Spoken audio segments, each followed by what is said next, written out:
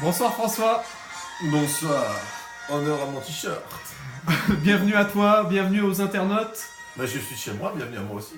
Exactement, Bienvenue à vous aussi. on va parler ce soir, et même aujourd'hui, de Star Wars 8 qui va sortir aux alentours des fêtes de fin d'année en France.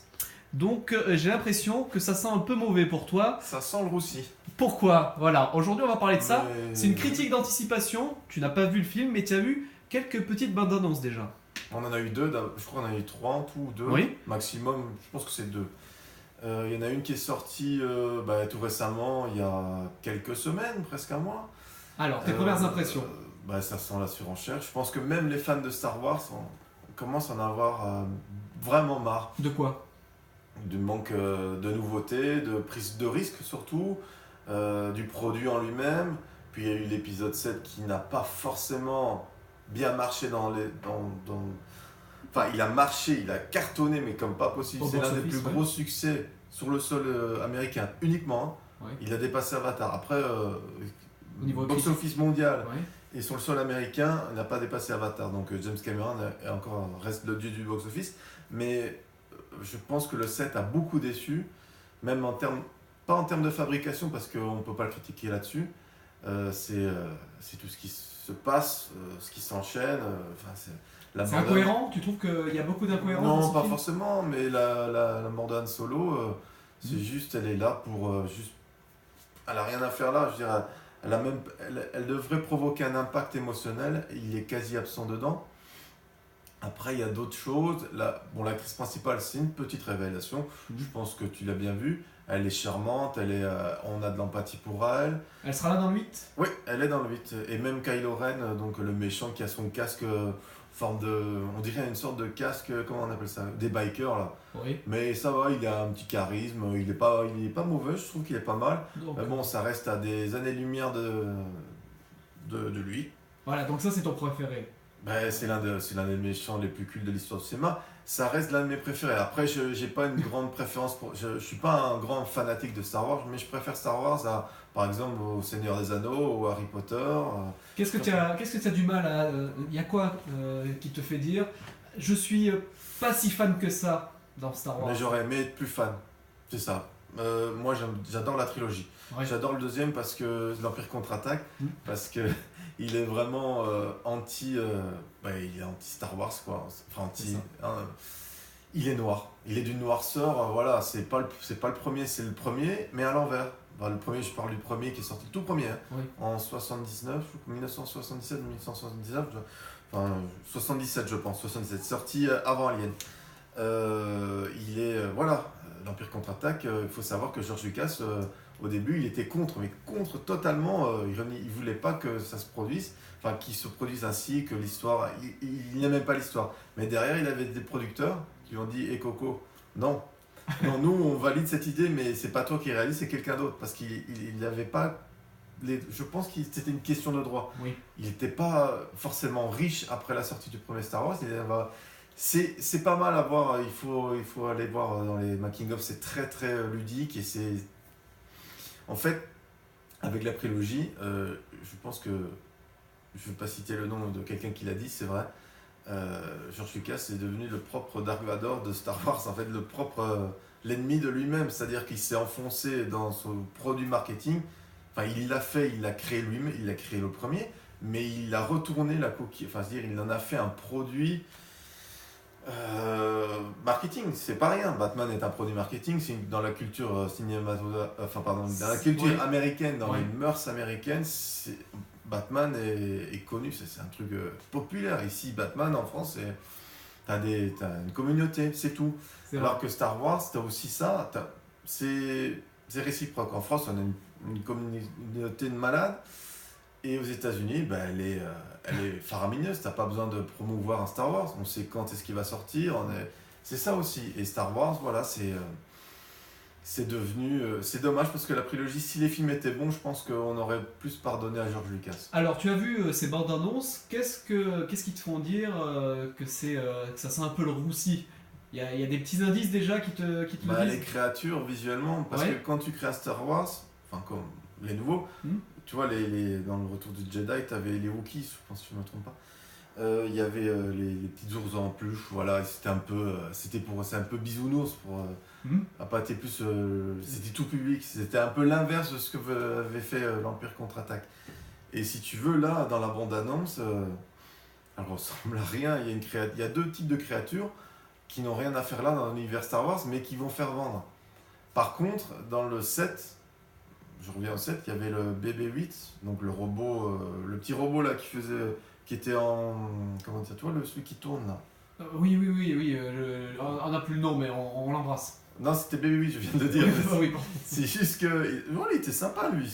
Moi, j'aurais bien aimé avoir un robot comme lui à la maison. Oui. Sauf que là, moi, je vois ces créatures là dans la bande-annonce. Ça fait pas. Non, mais on dirait il y en a une qui ressemble à un suricate avec ses gros yeux comme ça là, tu vois. Très bien, vous faites bien le suricate. Il y a encore de c'est l'acting, c'est tout. Du coup, Star Wars 8, donc, qui sort en fin d'année, donc tu le sens pas forcément très bien. Est-ce que toi, alors voilà, imaginons dans tes rêves les plus fous, demain, on te dit, tu dois faire ce Star Wars 8. C'est toi qui es le réalisateur, producteur, tout ce que tu veux. Alors déjà, qu'est-ce que tu vires et qu'est-ce que tu rajoutes? Là, déjà, on baigne dans l'utopie totale. Exactement. Voilà, c'est sort de la François, quoi. Ouais, c'est subjectif ce que tu dis. Le réalisateur en lui-même, c'est la personne qui a fait Looper, qui a fait des épisodes de Breaking Bad et qui sont les meilleurs pour moi. C'est un réalisateur, c'est un metteur en scène, à la différence de J.J. Abrams qui fait plus des produits de qualité. Non, on va attendre. On a vu qu'une bande-annonce, c'est subjectif, mais ce qu'on voit, c'est il y a des plans qui envoient encore du rêve, comme la bande-annonce du 7, même dans le 7, mais je pense même qu'ils vont reproduire, parce que dans la bande-annonce, on va avoir beaucoup plus de Luke Skywalker, et je pense que ça va être le remake de l'Empire contre-attaque. Un remake déguisé, c'est-à-dire ça va être noir. Moi, je pense que ça va... Ah, donc tu vas être content. Mais quand tu vois le titre Star Wars, je pense qu'en français, ils ont traduit Les Derniers Jedi, et pas... En anglais, c'était The Last Jedi. Donc c'est différent. Ouais. Je pense que c'est le dernier Jedi ou les derniers Jedi, je sais pas. Pour moi, le dernier Jedi, ça reste Luke Skywalker, qui existe. Donc ce qui pourrait dire que... Je n'en sais rien, je pense peut-être qu'il y aura un dénouement. Apparemment, Mark Hamill, l'acteur qui joue Luke Skywalker, il crache pas, mais il est pas du tout content depuis le 7 par rapport à l'écriture de son personnage. Allez voir dans les interviews, il est pas content. Alors, et comment ça se passe, ça, justement? Le personnage n'est pas content, et il se dit, bon, je vais taper à la porte des dirigeants, et j'aimerais qu'on fasse évoluer la chose. Est-ce qu'il y a des acteurs qui peuvent le faire, ça? T'as des producteurs, ouais. Mais après, t'es pas maître, t'es qu'un simple artisan, un acteur. Sachant que sa carrière à lui, il a fait Luke Skywalker, il a eu qu'un rôle et même un deuxième. Ceux qui savent pas, c'est la voix originale du Joker dans la série animée. Non, pas dans les films, c'est la série animée, c'est différent. Ouais. Donc il a fait la voix, le doublage de la voix qui était exceptionnel. Et après, sa carrière, c'était sur un long fleuve, un désert total. Donc après, c'est pas comme si c'était une méga star comme Harrison Ford. Après, il n'a pas les pleins pouvoirs, mais on peut le comprendre parce que l'écriture, c'est un personnage phare, quoi. Après, voilà, il a dit, je pense qu'il y a eu des tensions en coulisses. Alors, au niveau des tensions, ça va retomber, on va passer à la minute que tout le monde adore, c'est la minute troll ou génie. Alors, est-ce que tu peux nous rappeler où sont les pancartes? Où sont les pancartes? On va les retrouver de suite. Ah bah elles sont là, tes pancartes. Vous pouvez vous lever. Elles sont... Regardez, on fait de l'acting, elles sont sous votre coussin. Regardez, alors. Ou c'est à gauche ou à droite? À gauche ou à droite. Elles sont où nos pancartes? Elles sont là. Attends, ne bougez pas, restez là. Regardez, heureusement que c'est pas un Regardez. On voit même mon bras. Oh là. Vous me verrez peut-être un jour en vrai. Troll ou génie, c'est très simple. Je vous explique le concept. Des commentaires glanés sur le web. Et vous me dites, François, si c'est un troll ou un génie. Un génie, merci, exactement. Attention, Clément qui nous dit le reboot de la Force. Donc là, il nous parle de Star Wars 7. Le reboot de la Force ou le foutage de gueule intergalactique avec un budget énorme, toutes les bonnes idées de l'univers étendu, avec la technologie actuelle, ils ont foiré. C'est quel épisode ça, il parle? Voilà, il parle du reboot de la Force. C'est un commentaire qu'il y a sous la vidéo de Invi Panda, du critique de la Star Wars 7. Donc, il redit parce que moi j'ai tiqué sur le... Alors, avec un budget énorme, toutes les bonnes idées étaient là, mais finalement ça n'a pas marché. Ah, oui, c'est pour le 7, oui, parce que c'est en anglais, c'est The Force Awakens, un truc comme ça. Exactement. Ouais, non, mais. Oui, non, c'est pas ça, c'est juste que. Ah, oui, je suis plus un troll alors. Entre les deux. Entre les deux, ouais. Ah, excusez-moi, parce que j'ai pas de problème de main. Voilà.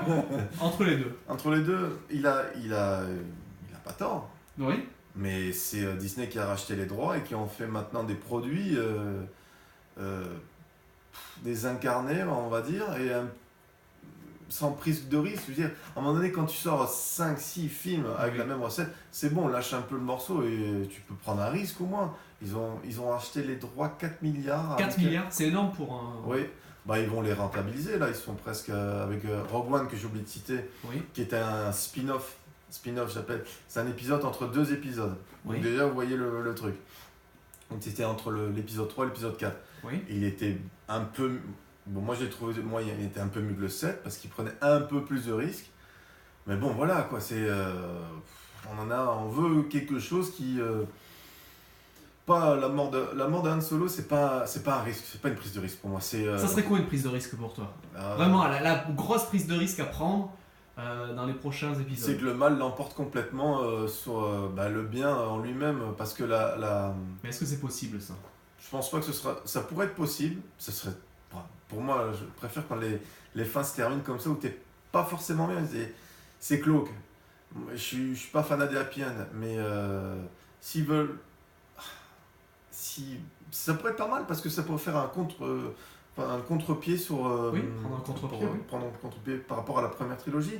C'est le bien, ils étaient bien au début, enfin le bien était bien, ça veut rien dire, mais le bien l'emportait sur le mal, même s'ils ont eu, parce que, comment dire, pour moi le premier c'est la naissance d'un héros, le deuxième c'est la chute du héros, la troisième c'est la rédemption du héros. C'est un schéma qui a été basé sur le schéma, c'est un type qui s'appelle Campbell, c'est-à-dire qu'il s'est basé sur certaines... c'est l'histoire du héros comme ça. Je sais plus entièrement, mais il faudrait que j'en reparle à un autre jour. Voilà, c'est un peu, voilà comment...